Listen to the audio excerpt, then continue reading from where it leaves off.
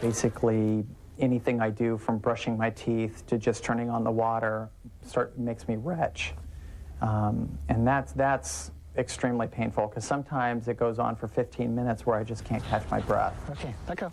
Yet Kevin is leading a fairly normal life because he's found a way to ease the nausea and pain: marijuana. And it really helps kind of tame me down and, of course, stimulate the appetite. Critics say people like Kevin should be using a legal drug called Marinol. The active ingredient, the THC part of marijuana, is available in pills now for AIDS patients, and it does relieve age wasting. Kevin did try Marinol. It was just very scary because it was so intense and it came on so quickly. I mean, it's basically incapacitated me. I could not do anything. I could barely hold a conversation. So Kevin smoked pot during the first 2 years of his illness, stayed productive, and received more job promotions than at any other time in his career. Yeah. Okay, good. Hop back up here. How much nausea have you had? Kevin's doctor, Marcus Conant, recommends pot for many of his 3,000 AIDS patients. What we're talking about is using a drug that is safe and effective in people who have a serious, life-threatening disease to improve the quality of their life. We have a standard in this country for medicines, and that's not it. It's not that a doctor feels that it's a good idea. It's that it meets a standard and goes through the FDA and all the procedures that are needed. But Dr. Conant is not acting in isolation. A 1990 Harvard survey of cancer specialists in America revealed almost half of them advised their patients to smoke pot for relief of nausea and pain. In San Francisco, Dr. Conant even tells his patients where to get it. And where is that? And that's the Buyers Club, which is down on Market Street. Hi, can I see your card, please? Come on in. Thanks, go ahead. I think we gotta go for the best stuff for you today. I think you're right. Triple A green, California green. The state legislature agrees with club founder Perone. 2 times in 2 years, California lawmakers have approved marijuana for medical use. Both times, Governor Pete Wilson vetoed the bills. To be taken as a medicine. That's right. That was despite the support from groups like the Gray Panthers, the California Nurses Association, the boards of supervisors in 8 counties, even the sheriff of San Francisco County.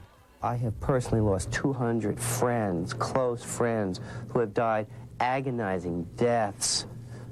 Marijuana helped many of them, and I'm glad because I know that this works for them and is being denied from them for purely political purposes. And they are using patients, my friends, as pawns on this phony war on marijuana.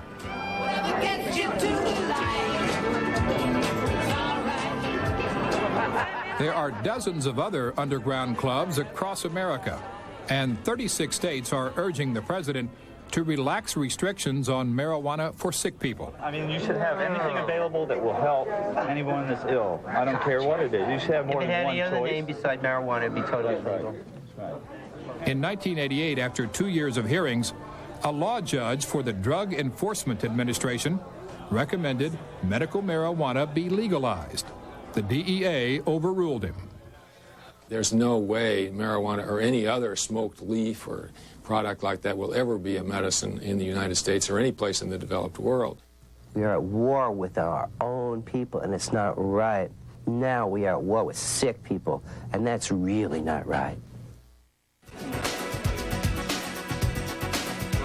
Coming up on CNN Presents, we'll take you to a city where taxpayer money helps fund pot shops. We don't think arresting people and putting them in jail on the level of marijuana doesn't help anybody.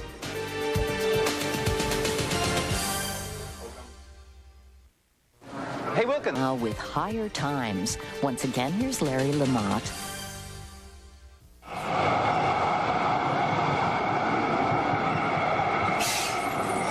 A pleasant summer afternoon on a street in Amsterdam. Playful children. Dinner with friends. And right next door, people smoking marijuana at the neighborhood coffee shop. This is the real Dutch grass. the best. Nobody seems to mind. It's quite normal for Amsterdam, for Holland. I think it's no, why not? Soms. Smokers like Eric Janssen symbolize the Netherlands' open approach to marijuana and hashish. Technically illegal, the government does not prosecute users, the antithesis of the drug policy of most countries. Janssen is a successful contractor who restores old houses. He finds marijuana helpful, not harmful. During the daytime when I'm working, I don't smoke. It's relaxing. When the job's done, then you can relax. I don't drink that much. I can't handle alcohol because I get a hangover, and I barely drink. People buy in places called coffee shops. Yeah, if you want to know what they sell in here, there's all kinds of marijuana, grass, or hashish. The government believes if sales can be contained in safe, regulated places, users will not move on to more dangerous drugs like heroin and cocaine. Dutch Health Minister Els Borst. Our Dutch policy is based on the principle that cannabis is not very damaging to health. Her U.S. equivalent, Donna Shalala. Marijuana is illegal. Marijuana is dangerous. Marijuana is unhealthy. And marijuana is wrong. So I think nicotine and alcohol are far more dangerous to your health. U.S. policymakers firmly believe marijuana leads to harder drugs. It is a gateway drug. Joseph Califano, former U.S. Health Secretary, now runs a think tank on drug and addiction issues. If you're 12 to 17-year-old and you smoke marijuana, you're 85 times more likely to use heroin or cocaine than an individual who does not smoke marijuana. Nonsense. University of Amsterdam researcher Peter Cohan has been tracking marijuana use in that city for nearly a decade. According to our epidemiological data, marijuana is not a gateway drug at all.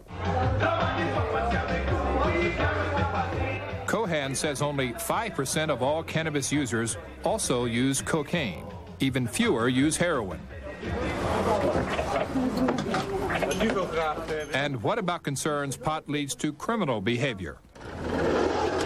Here are a lot of cafes where you can buy some marijuana. They are not regular coffee shops. Rotterdam police drugs expert Jaap de Vlieger. Marijuana gives no any problem at all. Marijuana, the coffee shops particular, give no more troubles than a regular cafe.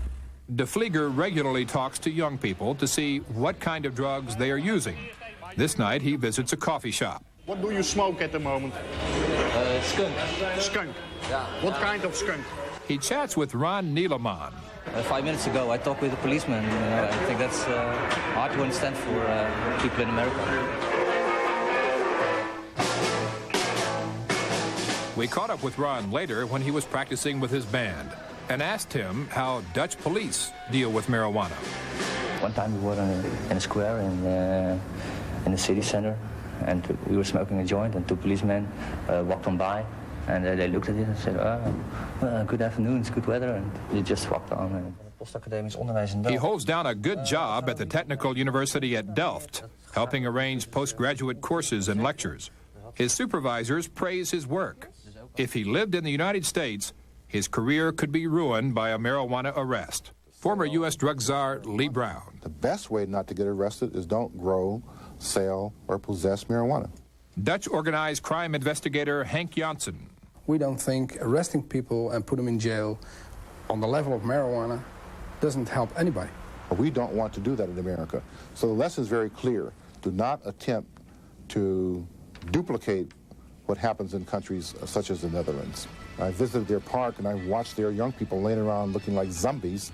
The misconception people have is that because we have decriminalized the personal use of small amounts of marijuana, that has caused an enormous number of marijuana addicts in this country, and that is absolutely not the case. So is the policy working? The Dutch say yes. Most people briefly experiment with the drug, then stop.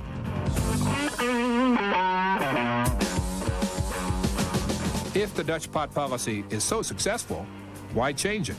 In a new development, the government proposes closing some coffee shops and reducing the amount of cannabis a person can buy. I think we have too many coffee shops at the moment, and if you have too many, there's always a danger that these coffee shops also start dealing in other things than cannabis, maybe hard drugs. This tightening up was prompted, among other things, by an increase in cannabis use by young people, an increase also found in other parts of Europe and the United States. Here we have the normal, very famous though, NL5 haze. But the Netherlands hasn't tightened up on those who grow marijuana seeds. That remains legal. Alan Drunker's company sells millions of dollars worth of high-potency seeds every year. This is greenhouse number 1. This is greenhouse number 2. This is our biggest greenhouse, greenhouse number 3. They end up in pot gardens around the world, including the United States, whose government wages one of the world's fiercest wars against marijuana. This is ridiculous. This is sicko. Your country has a problem. Your country has a drug problem. A drug war on people. Not on the drugs, because you only have more people who have problems with drugs. More violence. It's terrible. Makes a Dutchman sad. I'm sorry.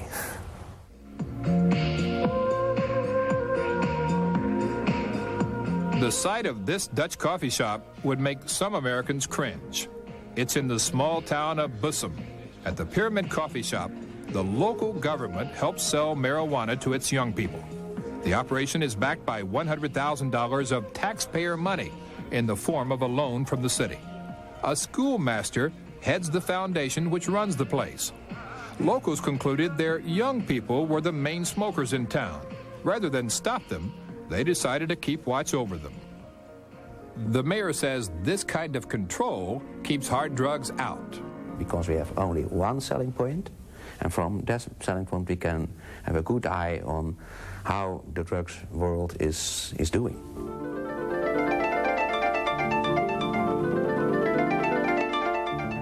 The Dutch policy sees experimentation with drugs as a normal part of growing up. Even the health minister admits she smoked pot and inhaled. I've tried it once. Yes, I didn't like it at all, so I stopped after that one. A joint, it's called, yes. Together with my husband, he didn't like it either. But that's something you can say in this country and still stay on as a Minister of Health.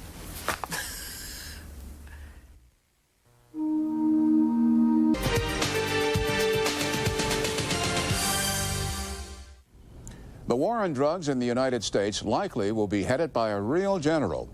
In his State of the Union address, President Clinton announced his pick as the White House's new drug policy director, 4-star General Barry McCaffrey. If the Senate approves, the military man will head a drug war with a major shift in focus. The latest FBI figures show police are arresting more drug users and fewer dealers. Marijuana possession arrests have doubled over 3 years and now equal the arrests made from heroin and cocaine combined. Yet pot continues to reign as king of America's cash crops. One final note, the introduction of new federal legislation to allow marijuana for medical use. It's essentially the same bill introduced in 1981 by a young congressman from Georgia, Newt Gingrich. The measure has yet to come up for a vote. Now, here's a look at what's coming up on the next CNN Presents.